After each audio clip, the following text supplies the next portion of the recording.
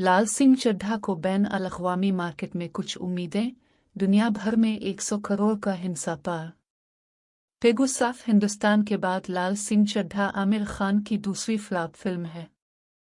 तवक्को है कि ये फिल्म महज 65 करोड़ रुपए में अपने घरेलू रन को बंद कर देगी।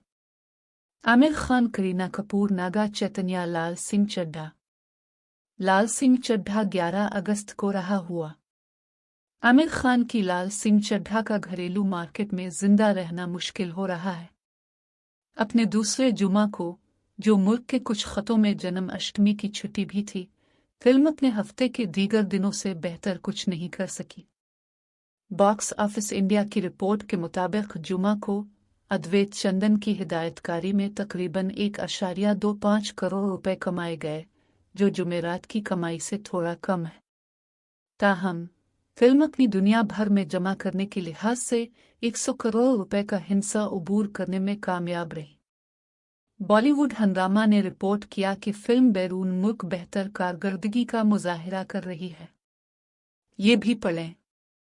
घरेलू मार्केट से आने वाले 60.69 करोड़ रुपए और बैन अल-अक़वामी सर्किट से 47.78 करोड़ रुपए के साथ फिल्म ने कल दुनिया भर में 108.47 करोड़ रुपए का मजमुआ दर्ज करने में कामयाबी हासिल की है।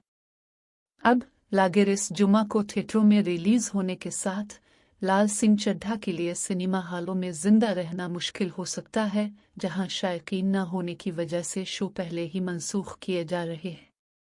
पेगु साफ हिंदुस्तान के बाद लाल सिंह चड्ढा आमिर खान की दूसरी फ्लॉप फिल्म है। 2018 में रिलीज होने वाली फिल्म मुबैना तौर पर 300 करोड़ रुपए के तखमीना बजट के साथ बनाई गई थी।